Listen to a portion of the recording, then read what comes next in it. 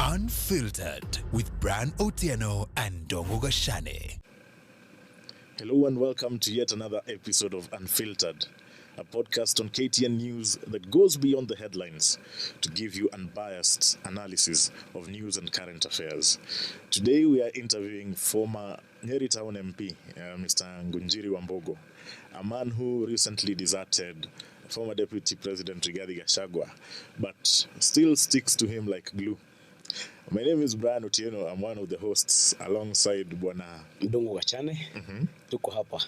Karibu sana mheshimiwa. Asante sana Brian. Thank you Dongo. Yes. Clearly wacha tuseme maneno. Yeah, we are glad to have you here. Very happy to be here. It's been a minute. I haven't been to KTN in a bit. You guys are doing a fantastic job. Asante sana. Kuria ground unasikia bado tunafanya maneno. Naona mpaka headlines zetu zimekuwa placards. Headlines zimekuwa placards, but for a reason. Yeah. For a reason, and for the third week, man, in this show we are sadly discussing again the issue of police brutality. So what happened with the cop shooting a guy who was unarmed. Yes. Where do you think the country is headed? We're in a very untidy place, the reality of it. And I think anybody who says otherwise is not being realistic. We're in a very untidy place. Part of the problem is we have lost control to a large extent of many things. We've lost control of how we secure public demonstrations. We've lost control of how we run public demonstrations. We've lost control of the conversation. I was in civil society approximately 15 years ago, and we used to do demos even then. But even as much as those demos were also handled pretty badly by the security of that time, there was always a connection between the demo and the demonstrators. You'd always tell where exactly what the end state looks like. You know, there was always something we were demonstrating about. Today we are building a vicious cycle of demonstrations. Let me give an example. We had a demonstration yesterday in regards to Albert Ojwang, who was killed in police. Then during that demonstration, somebody gets hurt. Boniface Mwangi Kariuki, and thank God, and God forbid something worse had happened to him and he had passed away. The way this thing's going, would have had a demo about him. That would have been the next demonstration, you know. And then in that demonstration, something happens. So our demos are feeding Bigger demos. Bigger demos, and we at a certain point you're asking, you tend to ask, okay, so where are we really going? And then to a large extent, part of also the problem we have. I was in a show earlier today and somebody was saying, you know, young people should be allowed to demonstrate. And I was telling him, even the looters and the guys who are thugging people. There's a very sad thing I saw yesterday. There's a guy I watched, I think he's a lawyer. I think I saw Law Society talking about him. He was carrying files, you know, and the guy just went around a corner and found a mob of young guys. And in my head, I'm thinking, even him, what happened? Because he went to walk through them. And in the middle of it, guys just turned vicious and started robbing him.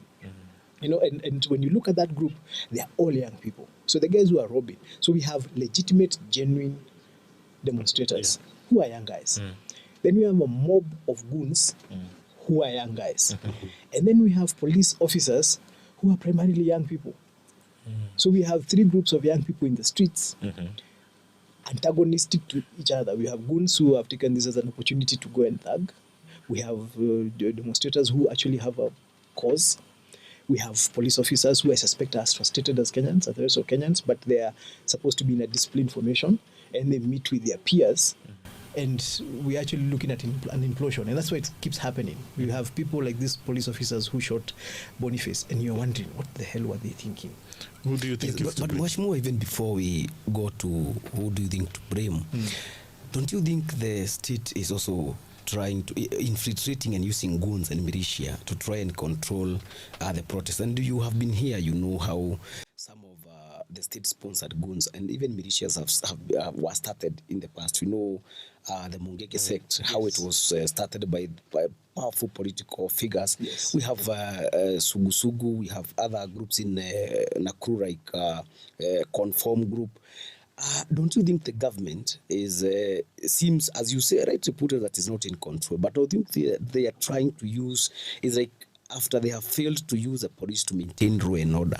Don't you think there is a narrative and quite a pattern that they are introducing use of goons to try and cause mayhem so as to discourage these protests? This show is called Unfiltered. Yeah. So I assume we are speaking candidly. Yeah. First, I don't think this government is introducing the use of goons. I think it is just doing what has been done in the past. True. When you think, incidentally, by the way, I think the only Kenyan who has a court order in his name to do a demonstration. Many years ago, there was something called Limuru 2 that made some declarations, and then I was a part. I think I was 30 years old or something, and I was one of the people who didn't agree with that particular declaration, and I went to do a demo when we were beaten up by policemen very badly. In fact, that was the first time I was on a headline. I went to court, and I went and I pursued, and I said I have a right to picket, protest, to demonstrate and present petitions. And I actually got an order in my name, an order from the High Court written to Ngunjiri Wambugu, and it instructed the police commissioner at that time of Central Province to give me security. The provincial commissioner. The provincial the PC, commissioner. Yeah. Actually, no, the police. I think the police commander or something, yes. To give me security to go back and have my demo, right? And in the middle of all that commotion, we're talking about 20 years ago, what I have noticed over the years, even during Kibaki, that was under Kibaki's government, then during Uhuru's government, by then I had started becoming a leader of some sort and becoming a politician. There's always, if you remember when Raila was going to swear himself, there had been a whole series of demos before that. And in those demos, we had the same story. Even the people who are calling themselves the business community. In fact, that's where I was coming. Yes. There was an entire structure that used to do press conferences. And they would do press conferences wearing American fatigues, American army fatigues. Yes, combat. And combat uniform. And they were saying, look, tunaonekana serikali imeshindwa to protect us. So the idea of introducing goons into demonstrations has not just begun now. And I think it comes from a situation where police know they cannot win in a fight between demonstrators and them. Yes. They are always going to be there. The weak. And I think the logic, because I remember one time asking somebody many years ago, so what is the logic? Because that time they used to mobilize university students.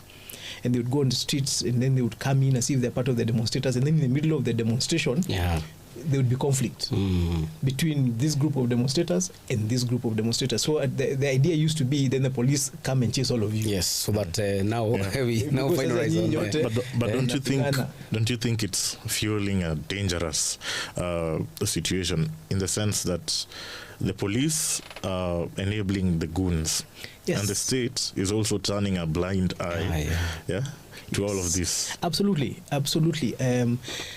If this, Haiti didn't just happen. It didn't. Haiti didn't just happen, And when you think about the fact that the guy, he's called Barbecue. Barbecue was a police officer, right?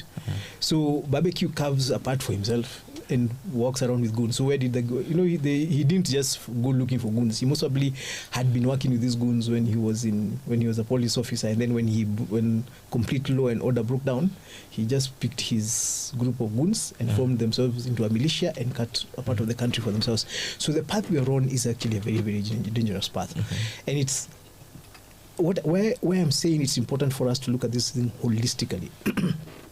You remember when Trump lost the election? Yeah. Now in America, the problem with America, the militias are actually armed properly, not rungus.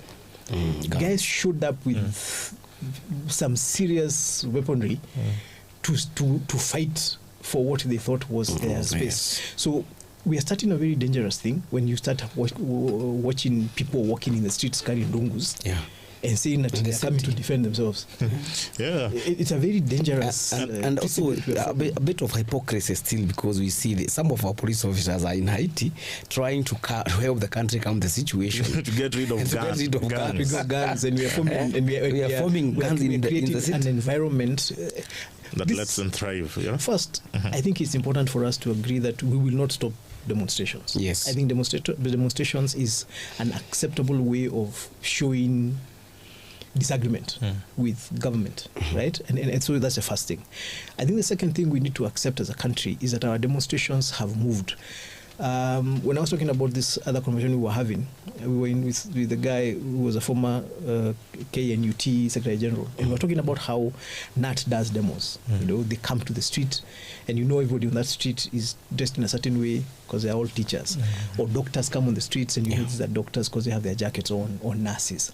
The problem we're now having is that our demos are no longer agitating for a commercial or a work-related thing. These are now political demos. And you see, and there's no law that stops us. There's no law that says that the only demos you can do are work-related. Anybody can do a demo. So we have political demos, and we need to start talking very candidly amongst ourselves about how do you process and demos. What comes to your mind when you see politicians threaten demonstrators? Last time you caught me unawares. Jaribuni mrudi. Inaitangwa kiburi. Called hubris. And this is a problem about power, political power. It's I think it gets to everybody's head, because you believe you are in charge of the city, for example, and then you are being told there are people who are going to come into this city and they're going to do demonstrations. And you completely lose focus of the fact that instead of talking about how do we make sure they have a proper demonstration, you're already preempting the fact that this demonstration is going to be violent. Also part of it is a precedent. Every demo we've had in this country has been violent. Again, last year we had the first demo. Young people went to the streets with smartphones and water. First day turned out okay. Second day, I think by the third day, guys were like, "Apana." Now we need to do something about this. So infiltrated goods. Today, it didn't even take 1 day. You have a proper demo for 2 hours. By the third hour, goons are in place. By evening, we are in shambles. And then let's also be honest. When we're talking about the reality of how demos are being done, we need to agree on the structure of how demos are going to be done. You see, there's a fallacy that exists that the police are in the street to protect demonstrators. Police are in the street to protect demonstrators and non-demonstrators. Because you see, like now, if people decide to come and demonstrate outside standard group, you know, you'll still come to work. And you're not part of the demonstrators. So you need to be allowed to go about your business. If I have a kiosk outside, I need to be able to open my kiosk and continue doing my business. So there's a conversation we're refusing to have as a country, that as you do your demonstration and I go about my business, how do I make sure that your right to demonstrate doesn't interfere with my right to go about my business? And how does that police officer ensure that you demonstrate safely and I can go about my business safely? Now, until we have that conversation, we will continue having bad demonstrations in this country. True. I want us to move on from that subject. Actually, the other thing that, other than issues to do with police brutality, and I think we have really tackled that issue very excellently. The other issue, and most of the actual listeners, when most viewers when they heard that you are coming, we had told them yesterday that you are coming, and one of the main issues I wanted to know is what is your beef with former Deputy President Rigathi Gachagua, because you were once his ally and advisor, so to speak, and now, not so to speak, officially, you are now one of his biggest critics, especially from Kenya region. Even the government allies are fearing to attack him, but you've seen using your social media in a very injecting. And something else that he said that you were given 10 million, Mheshimiwa, 10, and you cannot even. Did you come? His politics that lucrative. Yeah? The stories about what I have, the reasons, by the way. First, yes, we'll talk about that kind of narrative. I've been told I was given 10 million. And you also a gatekeeper. I was told I was collecting money at the gate. Yeah. I was told I was NIS. Yes. I was an NIS agent, so I'd been placed there. And you see, some of those stories are all contradictory. If I was NIS, then I don't need to be given 10 million. Oh, to be. I mean, NIS is more lucrative. Not even lucrative. Then it means I was on assignment. So why would I then be paid for doing what I did? And that was part of your job description. It was part of my job description, you know. Then I was with him for 18 months, so for around 16 to 18 months. Yes. And then if I was doing all those things for those 18 months and he didn't see, then kuna kashida pahali. I think yani mlikana yeye for that long. And I was actually kujua kwamba wewe you are just NIS, na collect pesa kwa gate ama na nimetumwa nikuje nimfunike. The problem, I think part of these conversations come up when you have to explain why somebody has left. Yes. And people are asking you, lakini Ngunjiri, kwa nini akona ubaya hivi? And I'll use the same argument that he uses. When you come out and you are upset about coming out, then it means you feel you are treated unfairly. Because even him, he injects against Ruto every single day. If you ask him, alipatiwa pesa? Anasema alikataa pesa. Sasa alikataa pesa akatoka na hasira. Unatoka na hasira kwa nini unakataa pesa? So I think first it's important for us to agree that it is possible to disagree. Yes. Without getting paid. If I had 10 million ningenunua tu unga mingi na maziwa ya powder niweke pale kwa kioski yangu, watu watu waendelee kukula, ningewe na at least stock ya miaka 5, watu waendelee kukunywa chai na mandazi. So you are saying you were never given 10 million? But what is but then Mheshimiwa, everyone, each one of us has exes. Yes. And we are not on their case as much as you are on Gachagua's case. First and foremost, if this was about being an ex, then Gachagua has been an ex to Ruto. But we are talking about you. No, I'm saying maybe I learned from him. Maybe I learned from him. You know, I was working with him. So maybe niliona huyo ndio mtu anafanyanga. Ukiachana na ex na wewe unachimba una entrench na wewe unaanza vita. But you see, it's slightly more than that. Yes. I assume that Gachagua goes after Ruto with tangible reasons. Yes. Right? Yeah. That make him feel you are the wrong person. And he goes after him. And if that is the case, then I think that's what is fair for what's good for the good is for the goose is good for the gander. If it's good for him, then I think I should be given the same benefit of doubt. If I'm going after him, as you say, then there must be a tangible reason why I'm going after him. What's the tangible reason? First, the tangible reason. We worked very well with Gachagua because first I remember I joined Gachagua halfway into his short-term deputy into his presidency. quarter term. Sasa mnaita quarter term. Unajua watu wanaita quarter term na hiyo ni kumaanisha Ruto anarudi. Because it will become quarter term if Ruto comes back. If Ruto comes back. So you're saying it's not even a quarter. Ruto is not coming back, then it is half term. It's half term. So it depends na wewe umekaa side gani. Kisikia mtu akisema ni quarter term. So Brian, are you trying to mtu ya kurudi, mtu ya two term. Kisikia mtu akisema ni half, mtu ya half term. Mtu ya one term. Tutamuuliza hiyo. Hapana. So I joined him when things started getting a bit sketchy with him in terms of how he was relating with his colleagues. And the reason, actually, I was approached and I was called, and I always make fun. The first time he called me, I didn't see the call. So he calls me the next day and tells me, wewe nimekupigia simu na uchukui. Mkubwa mimi sikuona. So we checked and we agreed. We had a meeting in his private residence and we talked, you know, people forget. Before I was his ally, I was his critic. A harsh one.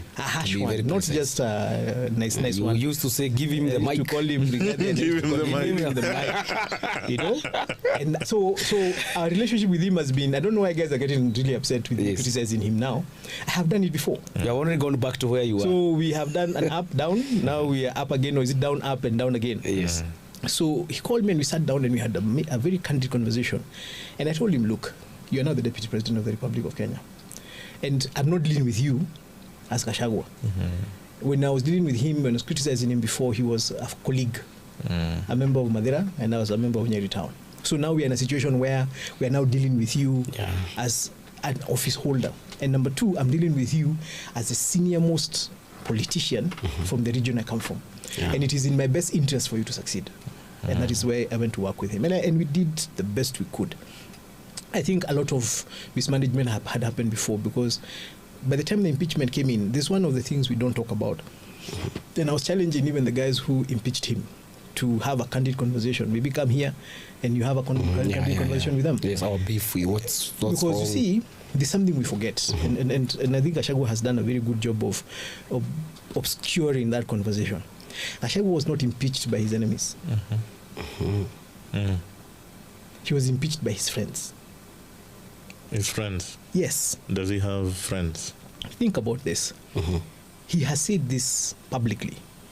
The people who impeached him are people who he campaigned for. Yeah. For example, come to Nyeri town. Yeah. Right? The guy who Gachagua, and I have clips, Gachagua doing rallies and saying, unatoa Kameko. Naeka DMM. You see, he actually campaigned viciously and very aggressively, for example, for DMM, by Duncan Maina Matiang'i, to become member of parliament for Nyeri town. Where did the name Kameko come from? Because I'm short. No, I think it came from, there is that kagas. Sindio nasema kale kagas kale. And you know then Si upishi, huko umeanza kuuza mandazi. Kameko. Yeah. It was Gachagua. It was Gachagua who called me Kameko. Then me I owned it. So hata nikifanya campaign nilikuwa naekelea hiyo memo kwa guys. So bado huko unapika mandazi yote. Hiyo sio tu kama yaanza. So I think you could see where I was going. So I used to say Meko ni mzuri inapika haraka nini. So he came and said toa Kameko Tuweke DMM. Now the guy you said awekwe then goes and signs for you to get impeached.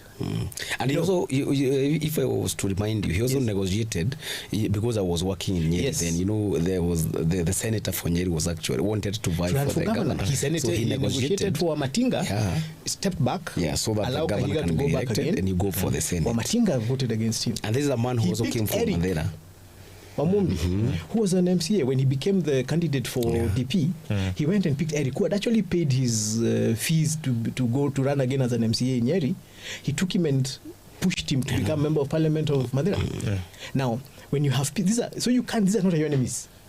These are people you've been in the trenches with, you fought with. Ruto, as he keeps saying, Ruto is the one who was in charge of this impeachment process. Ruto was his part. He used to stand and say, who you in Giguyu. Yeah. So, the first conversation we need to have is, he got impeached by his friends.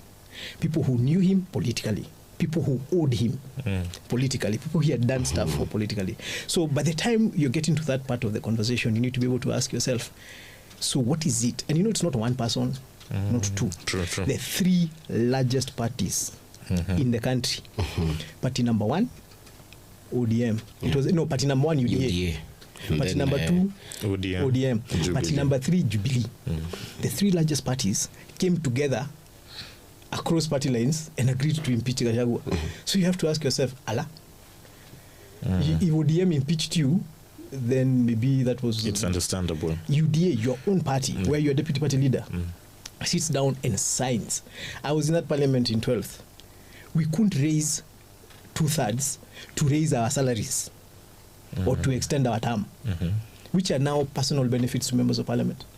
But they raised 300 signatures, not once. They were paid, Mheshimiwa. Gachagua says that these people were paid. How many millions? When we were trying to raise money, when we were trying to raise 2/3, it was for our own pay. Yes.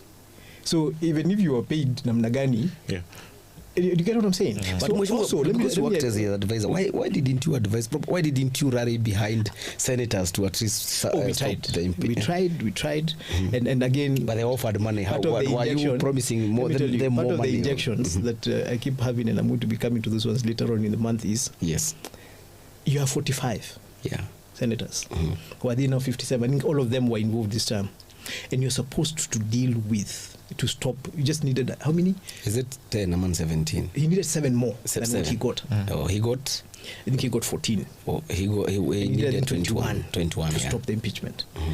And you're telling the country you are not able to convince 7 senators not to impeach you. Okay, we can say it's about money. You convinced 14. Yes. You know, If it was about money. Mhesh, I'm yet to hear your tangible reason. Why No, but you see now we are first Even before we I'm go beginning, there. I'm beginning the conversation Before we go there. I want to I'm hear- setting the context. Yes. Okay. Before we even get to the real context, Mheshimiwa, you were part of Gachagua's advisory team. Yes. You got 14. I was actually in the house. Why did I you? was inside. How did you not? Were you not able to convince the 7 people? First, I think that's why I talked about a lot of damage had been done. Yes. One of the things you keep hearing these members of parliament and the senators saying is how Gachagua had become arrogant and a bully. And a lot of them were like, you know what? Then there was this narrative that he had told them that if they don't change their minds by December, they're going home. They are going home. So I think they went and caucused and said, haya, hata kama tutaenda nyumbani, we are sending you home, tutakukuta huko. That was the first thing. And so it tells you there was a problem. Because me, as I'm saying, by the time I started working for him, because I started working for him in November 2023, by the time I was starting to work for him in 2023, there was already a lot of tension between him in Parliament, a lot of tension between him and Senate. And you've lost your first allies, because your first allies are the people from your county. Yes. Sure. Your senator, your colleague members of Parliament. So you have the member of Parliament for Kenny, Mheshimiwa Shieni, is not talking to him. You have the member of Parliament for Teto, who actually signed, though he ended up voting no, but he signed the initial impeachment. You have the member of Parliament for Madera. He both signed. Not only just signed, lobbied, and signed and got you impeached.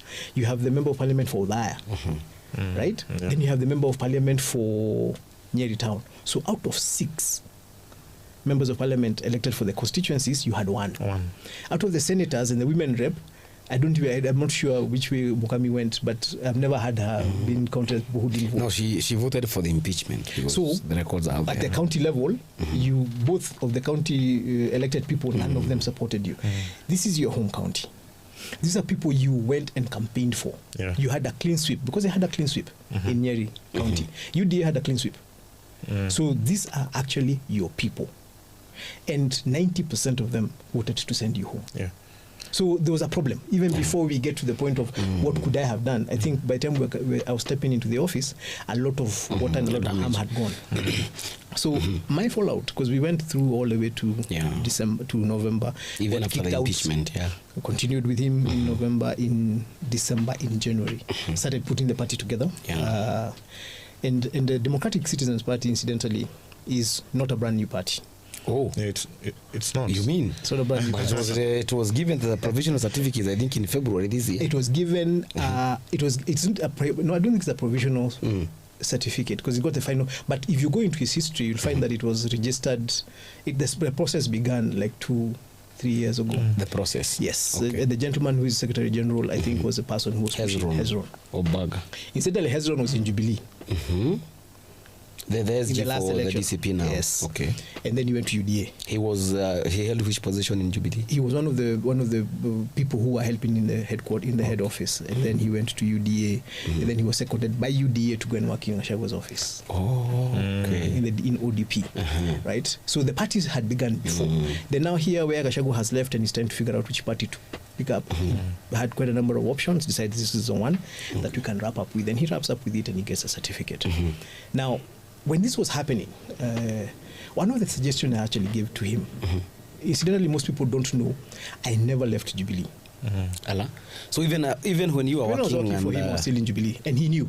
Okay. He knew I was in Jubilee, and part of the reason why that wasn't in conflict is because at no point was there a situation where I was expected to represent a party. Remember, I was working for the deputy president. I was not working for a party. For the office. Right? For the office. So the only time when we started having a conflict as far as parties are concerned is when we came to, we've left office. Yes. And now we're launching a party.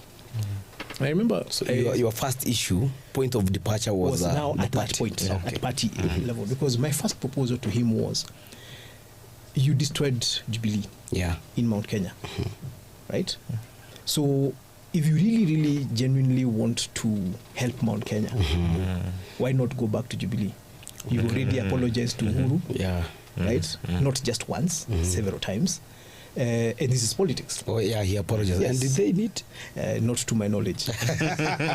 So you've apologized to Uhuru several times, right? And Uhuru is a politician. Yeah. And I don't think Uhuru would want to see Jubilee die. Right? At this moment in time, Jubilee has approximately 30 elected MPs and senators, but most of them are from Northeastern. Yeah.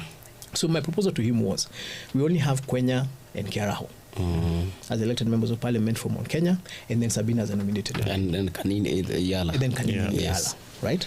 So my proposal to him was, why not go back to Jubilee? You know, I told me, no. Me, I don't want to go to a party that exists. I want to get a party that I have full control of. Okay. Right? And that was my first point of Yes. because I was like, okay, so, you know me, I'm in Jubilee. Yes. So we decided a conversation about whether will I join DCP, what will I do? But I still felt there was absolutely no need of beginning a new party. When you already had a party first that has structures, has not just won one election, has won two. It has a party leader who's a former president. Yes. You want to take over the regional leader. This guy is a person, is a kingpin. Even you accept publicly that he's a kingpin. So if you really want to go that direction, so you go there. Sit with him, have a conversation. Of course, it's going to take a bit of working and hard work to convince him that you mean well. Yeah. But since you genuinely mean well, or if you genuinely mean well, it's something that you can do, because Uhuru can never come back to active politics. He can only now bless somebody else to continue. And in my opinion, Gachagua would have been the ideal person. But Mheshimiwa, assuming you are Gachagua, this is a guy who has apologized not once, not twice to former President Uhuru Kenyatta and his mother, Mama Ngina.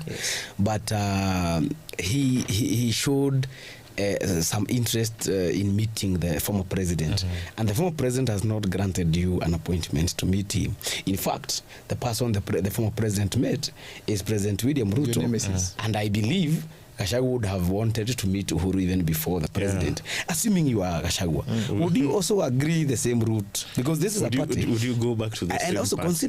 consider also that this is a party that is having some leadership wrangle. There are two factions. Remember, one of nominated MP Sabina Chege is a party leader. And then Kanini Kega is the SG. Then there's another faction for Kioni. And then there is a new faction of Moses Kuria. No, Moses has said he wants to be SG, which is okay, by the way. So tell me, before we now actually move into the Jubilee politics, supposing you are Gachagua, would you agree to go to a party that you do not have full control? You see, that is the problem. Nobody should have full control of a party. As far as I'm concerned. And actually, that is my primary conflict. Okay. You see, what does full control mean? Because you see, a political party carries the aspirations and careers of a lot of people. Why would I give my career to you? Why would I give you full control over my career as a politician? Let's assume I want to run for a member of parliament under your party. Why would you be the final decision maker of whether I can run, for example? But then don't you think, as Gashane said, don't you think Gachagua is justified? Because he's been in UDA. He's gotten hurt. Yeah? He's been hurt there. Alifinywa. Yes. And he says in he a has foreign learned a party. lesson. Yes. So you're asking him to go to another party. And not only that, even Brian, remember the history of the Kenyan political parties. They are special purpose vehicles. And the face of political parties is actually individuals. If we talk about Wiper, we see Kalonzo. If we talk about Ford Kenya, we see Wetangula. If we talk about ODM, Raila is, in fact, the other name of Raila should be ODM. We talk about the DAP Kenya, we see Eugene Wamalwa. So if we see Jubilee, one, we see Uhuru and Rangos. And now you want to invite Gachagua. And that's why, as much as that was our point of departure. Yes, that was one of the points of departure. Justifiable, because he refused to accept that. And he also refused and then me, I was like, boss, it's a fair game. In the 18 months that you worked with him, did he ever bully you? No. Is he a bully? He is a bully. That he is. I mean, anybody who's worked close to him will confirm that. I think part of the reason why it was hard to bully me is, first, we were peers. Yeah. Oh, you served in the 12th We served in 12th parliament with him, together. Yeah. So there's so far you can bully, and then I'm not, we come from the same general area, and Gachagua has worked in Nyeri. Tell you, Nyeri people are a bit complicated. Kuna vile tu hawezi sukuma sisi. Same thing you're seeing with Gachagua. There's only so far that you can sukuma him, but then people forget that even me, I come from there. So there's only so far you can sukuma me. So that was also, we actually never had an incident where he bullied me, but I did see it happening, because when you hear a lot of members of parliament who impeached him arguing that the reason with his problem with this guy is he was a bully. He never used to listen. He expected you to do what you want, and even right now, when you listen to him speak, since now he launched you can see the bully in him. The guy is saying, man, we are only going to have one party in Mount Kenya. If you are not with us, you are with Kasongo. But Mheshimiwa, Mheshimiwa, because I have been following the Mount Kenya politics, there are a number of politicians that you personally took to Gachagua. Yes. Remember former is it Limuru MP? Yes. Peter Mwadhi. Yes. Former Kiumo MP Jamri Kamau. Yes. These were officials of the Jubilee Party. They are now singing tune to Gachagua. So do you think Jubilee can be revived, can be reinvigorated in Mount Kenya region, or do you think this is kama kupaka paka rangi? We will not know that. See, right now Jubilee has 30 members of parliament. Yes. DCP doesn't have anyone. That is true. As of this moment in time, that's the reality. Yes. The second thing is that Jubilee actually gets money from government. Yeah, they got actually it was the largest party. 100 something because million. the first part was UDA, then ODM, then number 3 was actually Jubilee. Number party. 3, this is a party that has history. It has structures. Any party that has gone to a presidential election has structures, right? And that's how you will never know. That's why give it to Wiper, give it to ODM, give it to UDA, and give it to Jubilee, give it to DP, Democratic Party. Any party that has reached a presidential election and presented a presidential candidate tends to have structures that go across close to the 15,000 polling centers that we have. You can't wish that away. KANU as well. Remember, KANU left power close to 30 years ago, and you still see them. You'll go to a village, you'll find a KANU office. You go to Apo. KANU is very strong because the party leader is very strong. Yes, you will find them, and you will be like, yeah, you guys are still around. And you will find people who tell you, mimi ni mtu ya KANU. You're wondering how. But in the Commission, you remember there was PNU that took Kibaki to State House. There was also NAC. And PNU is still around. But how? The political oomph and force, again, the vigor that depends on the leadership at the moment.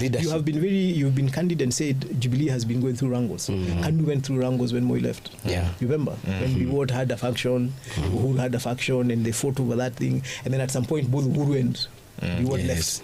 Right now, Jubilee, fortunately, last week we got an order from the court that actually confirmed that the leadership is with Uhuru and Kioni. It took back where we were supposed to go. So now the next work, in fact, some of the conversations we've been having with the SGs, we now need to go and talk to people who want to run with wherever you are. Start organizing caucuses at county level and say, do you want to run for office? Not necessarily with us. We just invite you, come talk to us, listen to us, see whether you want to run on Jubilee. And this is our background. So Jubilee is not dead. It won't be dead until the day you go to parliament and you don't find anyone. So who is the Mount Kenya region kingpin has with us for as per now? Uhuru Kenyatta. I mean, that one even Gachagua confirms. Surely, Mahesh. But he keeps saying, you are talking about Uhuru Kenyatta. You said Uhuru is not going to come back to active politics. And maybe a rider to Gachagua's question. Yes. After the 2022 elections, you spoke in different interviews. You said that now Gachagua is the senior most politician. Absolutely. The ground has shifted with Gachagua. So essentially, you were saying that this is the main man in Mount Kenya. No, remember, let me clarify. When I was saying that, the ground had shifted to Gachagua. That was when he was deputy president. And my argument was Gachagua is the senior most politician in office. And I also said regional kingpins, becoming a regional kingpin is something you earn your way into. You have a position. Based on how you work with your position, the region accepts you as a kingpin of the region.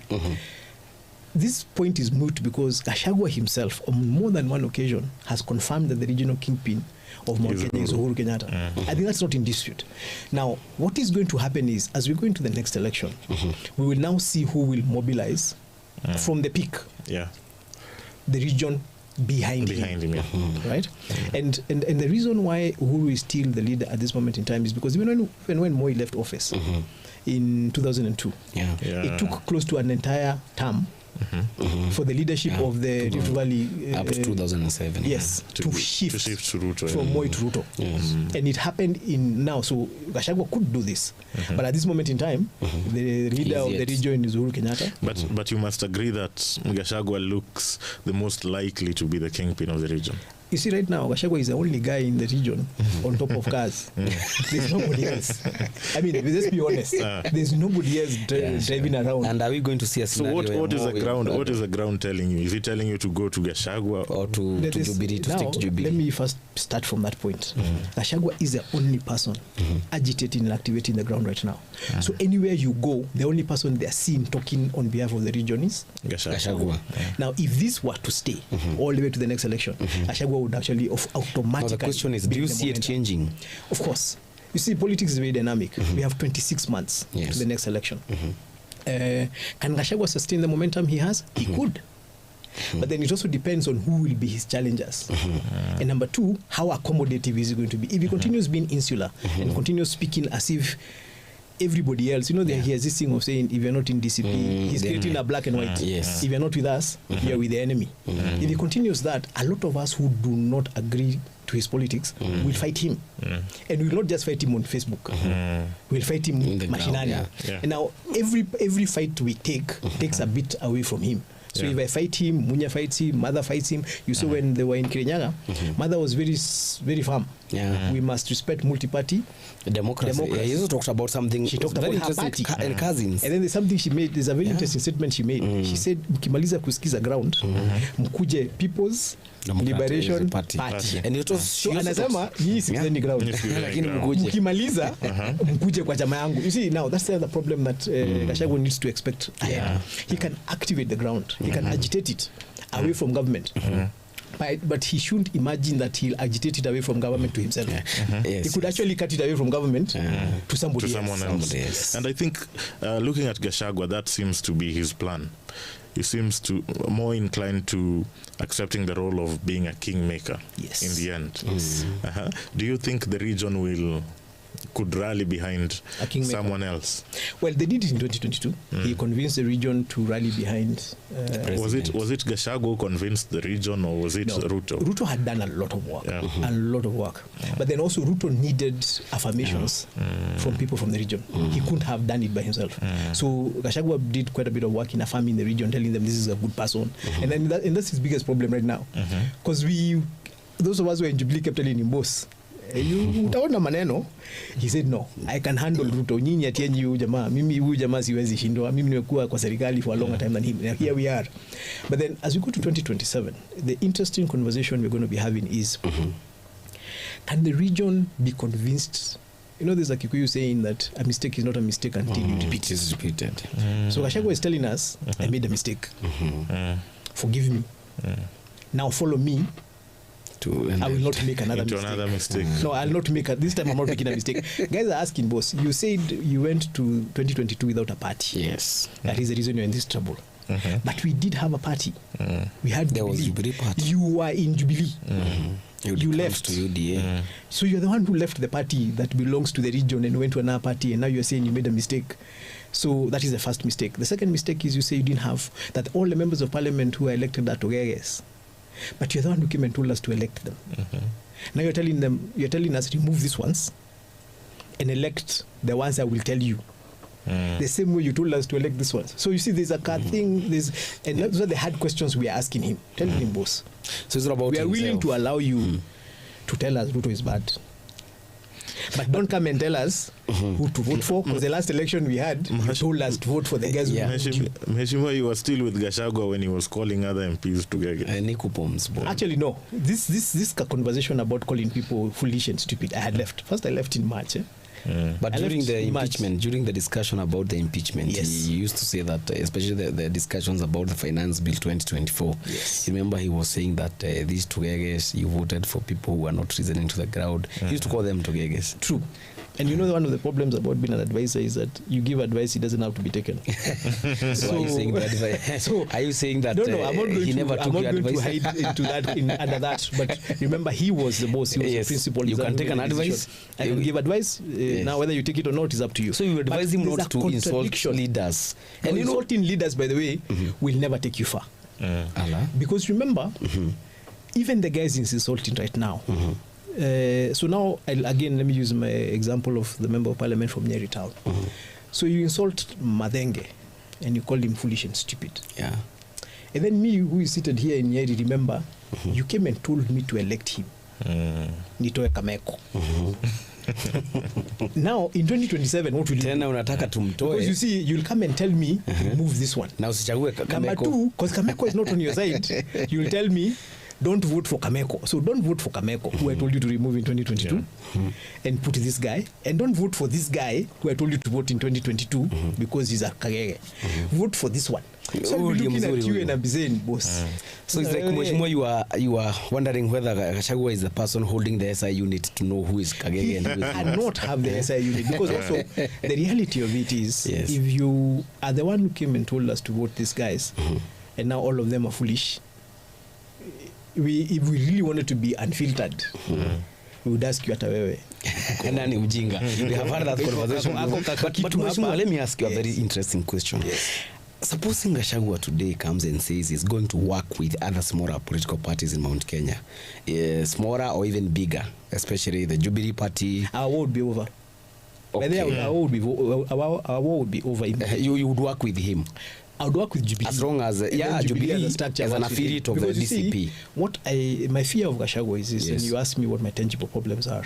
My fear of Gachagua is Gachagua wants to have power without accountability. Part of the problem we would have with Gachagua, even when I was working with him now after we started putting this party together, was this obsession he has with Raila.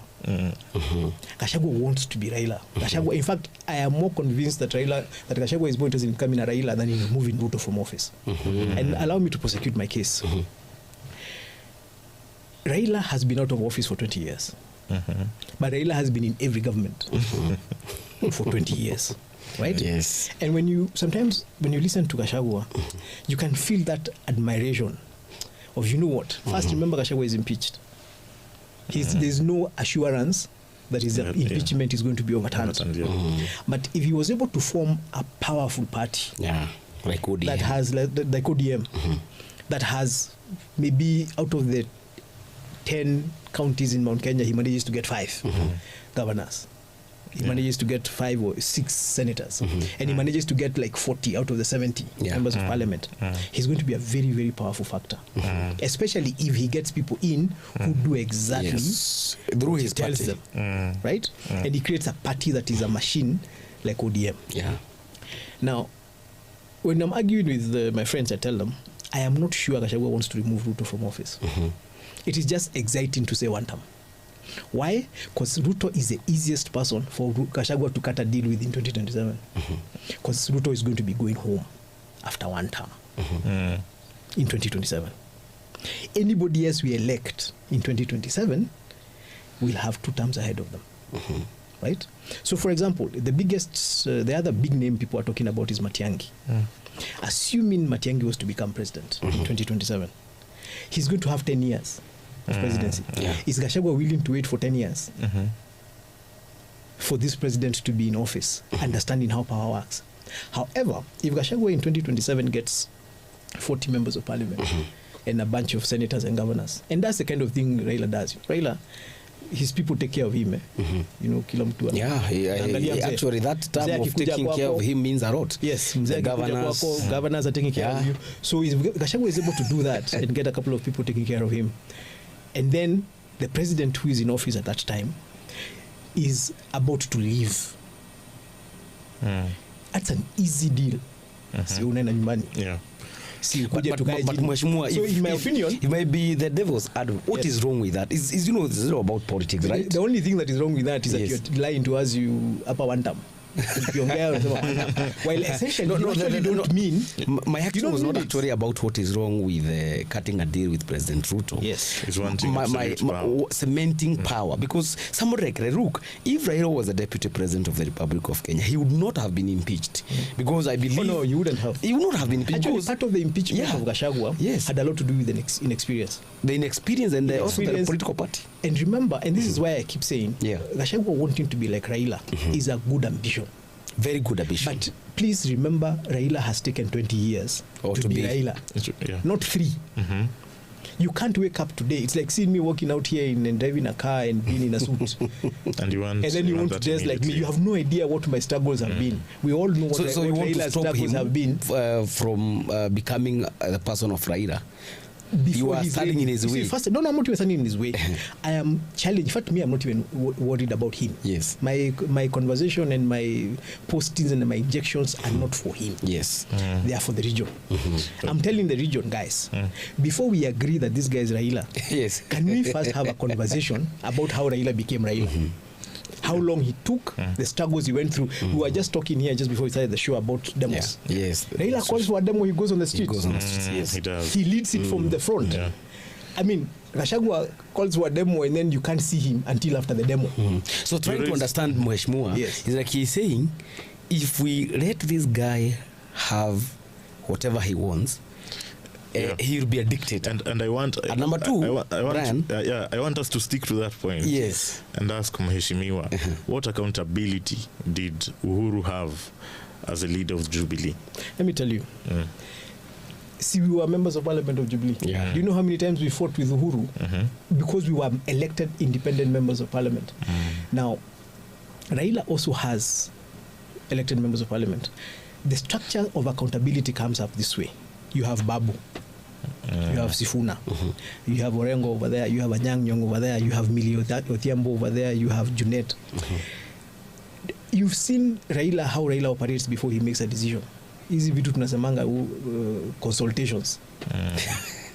You get? But he actually does them. He will, first there's a PR or optics. But then there's also the fact that Raila can't wake up today and just say something. Babu will wake up and make a comment here in Tao and you'll be left thinking, wait. So he has learned that he has people he has to first bring on board. And now in that bringing on board is where you have an accountability mechanism. Because Raila is not the only person's career on the line in ODM. You've been watching Sifuna. Sifuna is the senator of Nairobi.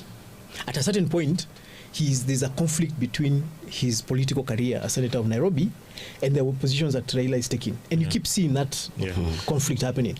That is accountability. Did that happen with Uhuru?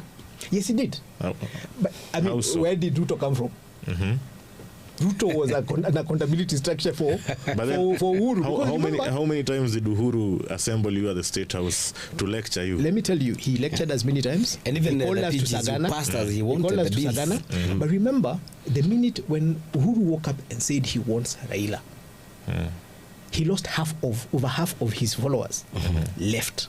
That is accountability. Whatever the case, he couldn't just force feed us and tell us, sasa nataka mfanye, sasa mimi kutoka leo nataka mfuate Raila. Ruto said no. Gachagua said no. Right? And what's stopping you from, revolting against Gachagua?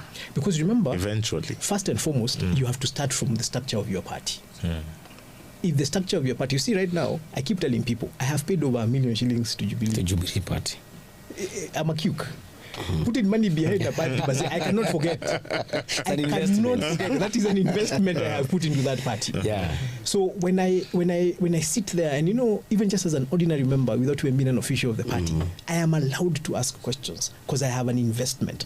I have served as a member of parliament of this party. So when I say hapa tuendi vizuri, like now I have a problem with those guys who are fighting Kioni.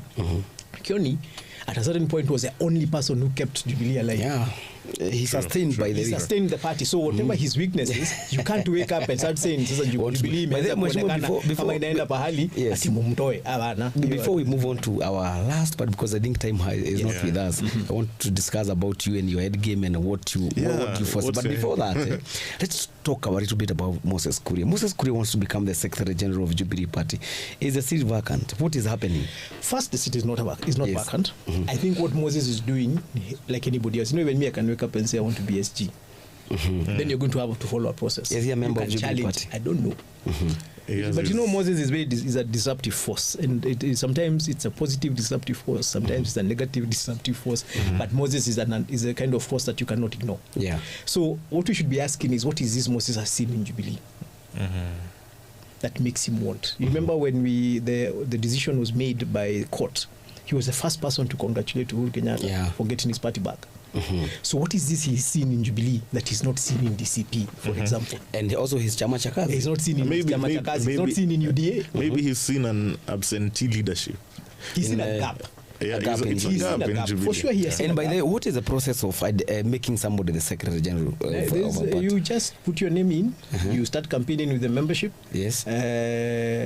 Because ultimately, it's the national delegates, the NDC, who is the SG, who is a party leader. Yes. At a certain point, we're going to choose a party leader because for sure Uhuru is going to leave at some point. So, you can start saying. Yes. And I hear Moses Kuria wants to be the party leader for the Jubilee Party. Word on the street says. It is good to have ambition. You say that Uhuru is going to leave one day. Hasn't Uhuru left? No, he hasn't left as a party leader of Jubilee.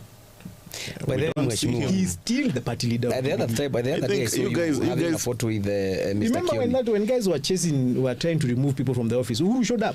How long ago was that? That was less than 2 years ago. When all said and done. Let me ask Mheshimiwa, is Uhuru in contact with the Jubilee leadership? Of course. He's still the party leader. He sits for next. When? He has next meetings. When did they meet? Sasa shida tumetoka kwa public limelight. So even when you hold a Jubilee Party is a political party. It is not I believe if any party sits for a neck, surely we would know. Bwana. Uhuru has never. You remember Uhuru shut down his own lines. So he's still not that public. He's still not that public guy. And they're gonna put you out. And Mheshimiwa, let's go like you're clinging on to a person who already left. To a person who isn't interested. I don't think we would say that.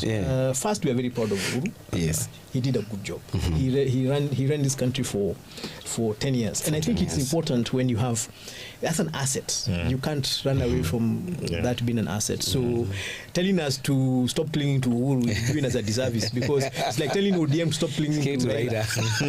I mean, he's their strongest asset. Uhuru is our strongest asset. Let's go to our last part of our conversation. And I beg to interrupt you for just 1 second. Yes. You raised the subject of Fred Matiang'i. Do you think this is someone that Jubilee would want to front as their candidate? Fred Matiang'i was the most active cabinet secretary we had when Jubilee was in power. Fred Matiang'i understood the policies and the policies that the party was trying to implement. He's at a certain point when Uhuru and Ruto are not agreeing, Fred Matiang'i became like a de facto deputy president.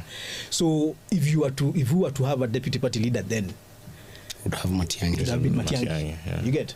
So if we are going to present a candidate, and Matiang'i, you see also Matiang'i needs to come and put himself through the vetting process of the party. Like, for all we know, he has shadows, he has things we don't know. He needs to come through the vetting structure of the party. But once we do have that, I think it would be a good candidate to present. But there is a party in Nyamira and Kisii. Yes. What is it called? PDP, which has produced the governor and UP actually, United whatever. It has produced the governor and almost all MCs from Nyamira and Kisii. And this is a party that they want Matiang'i. They want Matiang'i, and it is actually affiliated to Matiang'i. Are you forcing Matiang'i to come for Jubilee? It depends. You see, this is a decision Matiang'i will have to make. If he goes to UPA, then he will have fallen into Gachagua's trap. I've been told kwanza enda upange Kisii.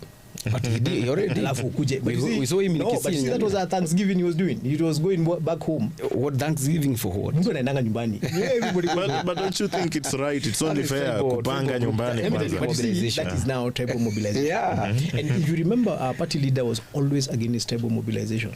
He kept saying, look, we cannot organize ourselves tribally because at a certain point, we are going to exclude other people. So Matiang'i has an option. He can choose to go to UPA and come to the table as a candidate being fronted by the Kisii. By the party, his region. By the region, right? Or he can come to Jubilee, which is not a Kisii party. And then come to the table by the as Jubilee, a party being if I pushed. may ask, other than, the only reason we may say that Jubilee is a national party is probably because of the MPs who are elected from Northeast. Yes. But isn't Jubilee a Mount Kenya party? You see, a party is a party based on where your biggest support base is. The roots. Exactly. So if Matiang'i comes to Jubilee Party, for example, he doesn't lose his Kisii supporter. He doesn't lose it. Yeah. He comes with it. So he brings whatever support he has at home to whatever other support exists from Mount Kenya. So that's why I'm saying it is going to be up to him to decide. Does he want to take the strategic thing of starting from a national party from day one? Or does he want to start from a regional party and then go up to a national party? Well, you know what happened before the 2013. Alafu ukikaa kwa chini ulizwe wewe kura zako ni ngapi? 1 million. Ni 2.5. In 2007, yes, there was a party called the ODM. Is it the ODM and ODM Kenya? You know what happened with Kinagitofi Manyara.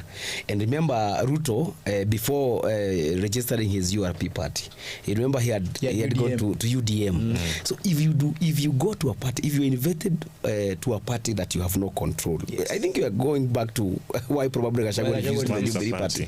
So can you imagine a situation where Matiang'i is a president? He has differed. A presidential candidate. That's the president. He has actually been elected, but he differs with the Jubilee party leadership, and they decide, by the way, we are going to remove you as our party leader, and you are the president.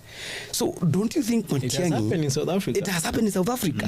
Don't you think Matiang'i will be so naive? Why does he assume he can't be removed by UPA? I mean... but that's his when party. you think about it, UDA's biggest membership was from Mount Kenya. But the person who was in control was Ruto. Yes.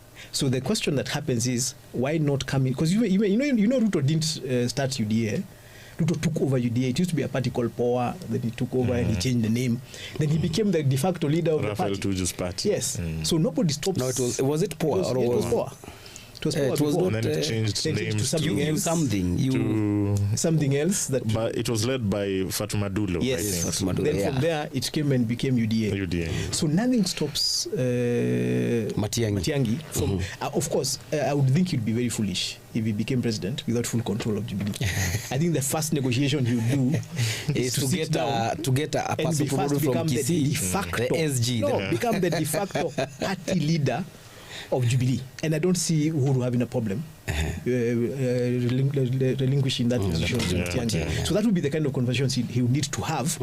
But then also the advantage of coming to Jubilee is he already has structures. There's a certain way of doing things. We even have a track. I mean, have you seen a track of any other party moving around?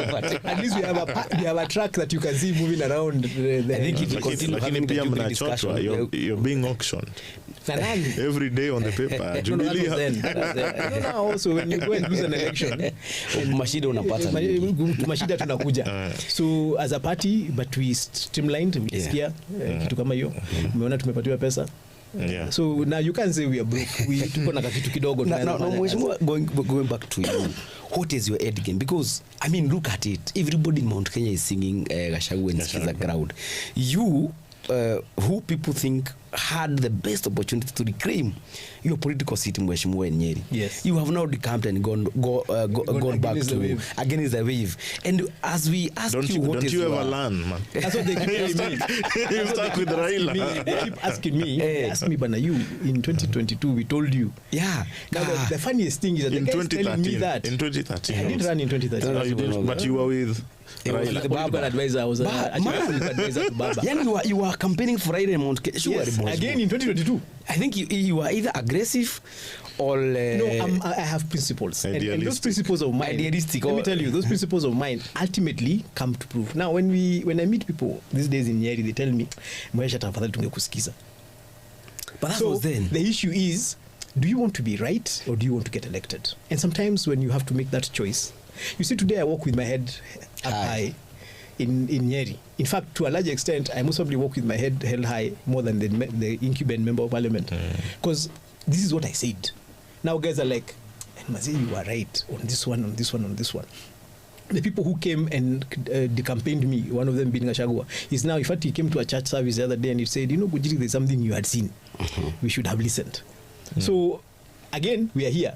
I'm telling you guys, hii njia Gachagua anapeleka nyinyi, hii mtazama. So Mheshimiwa is telling me ground. Mheshimiwa is saying that there are two things. You want to be, you either be right or elected. So you don't want to be elected. You don't want to get elected.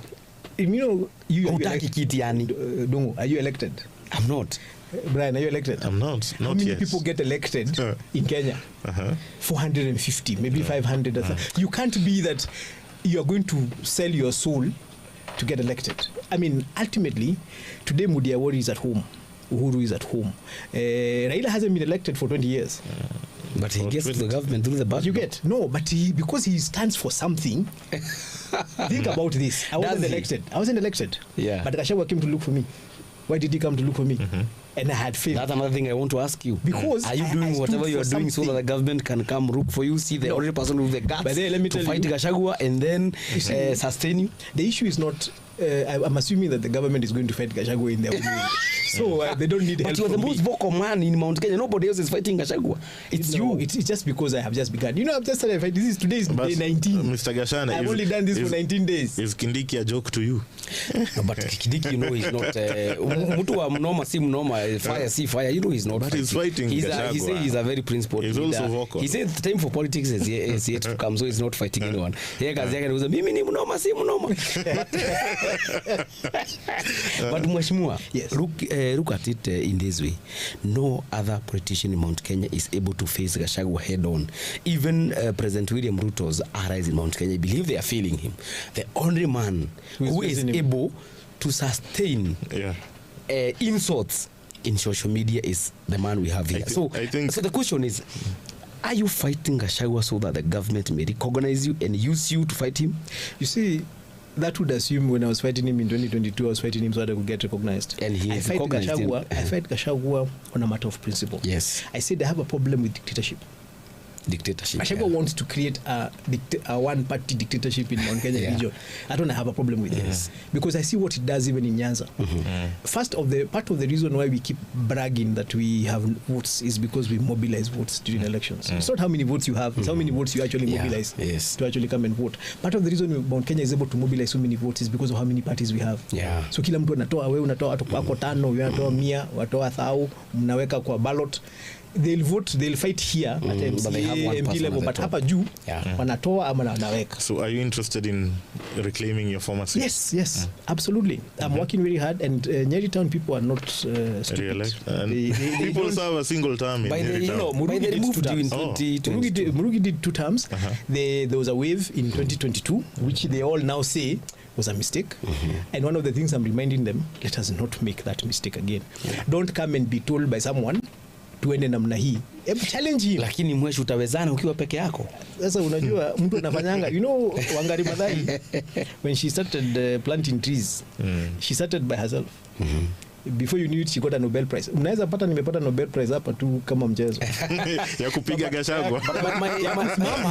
Ya kusimama against dictatorship. Because it's not about, by the way, I just told you, if Gachagua started becoming accommodative. Yes, and started appreciating that he cannot dictate to the region. I mean, he's a Johnny come lately. Even Uhuru at his prime, in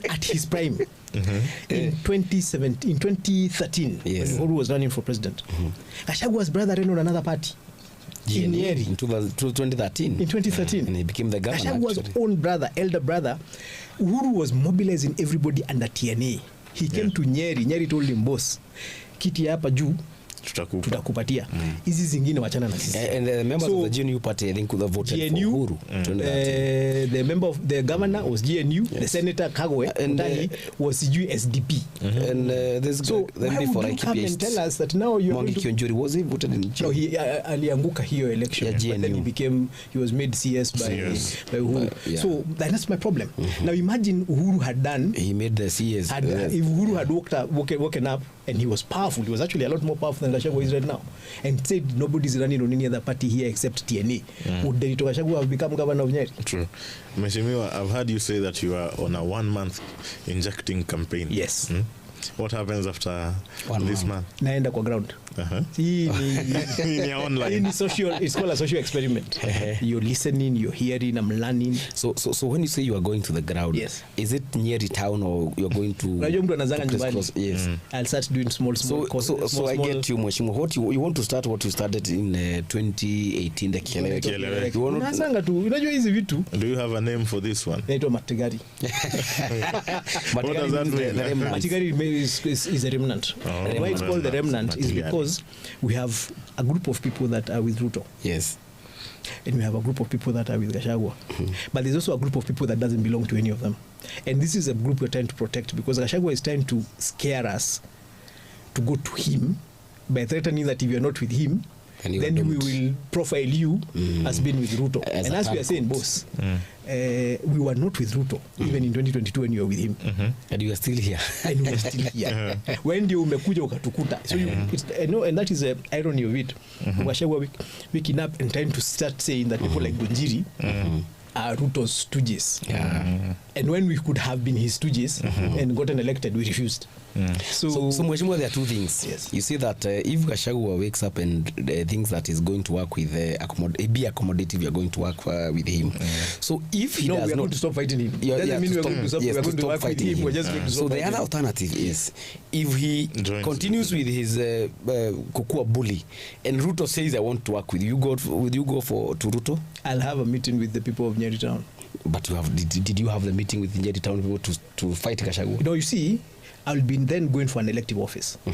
You know, I'm not going for an elective office. Yes. Nikiambiwa na watu kujiri kiti itaenda na uza kitu gani. Mimi nauza chai na mandazi pale Rware, unaniambia kiti itaenda gani? Lakini we are now having a kiti conversation. Which is in another 20 months or 18 months, for example, before we now go to even call them 16 months before we go to the last 6 months of April 2027. Yes. I'll actually sit with people of Nyeri. Tell them, you guys meona vile nimepigana na Gachagua.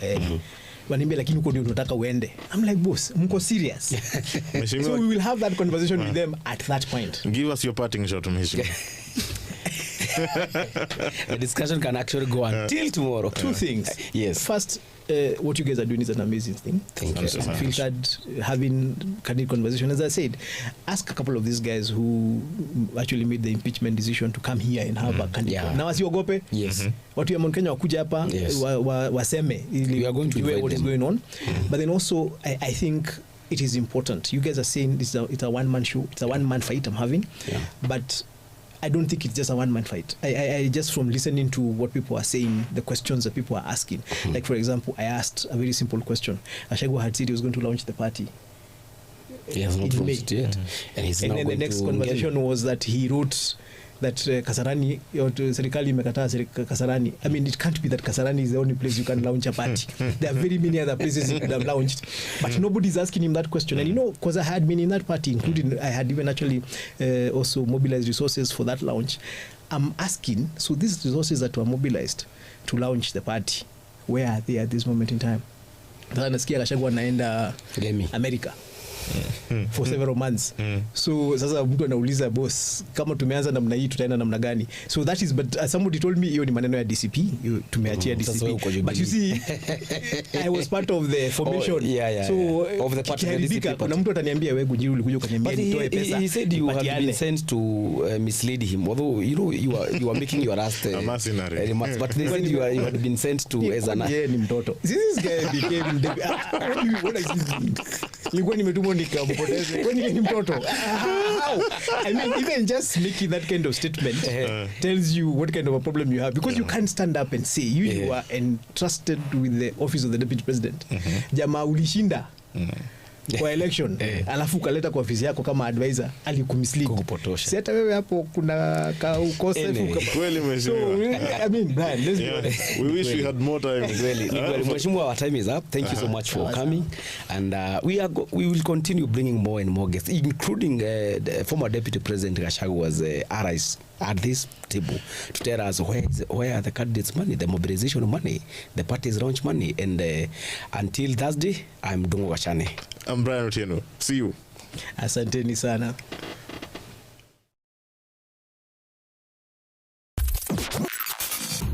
Unfiltered with Brian Otieno and Dongo Gashane.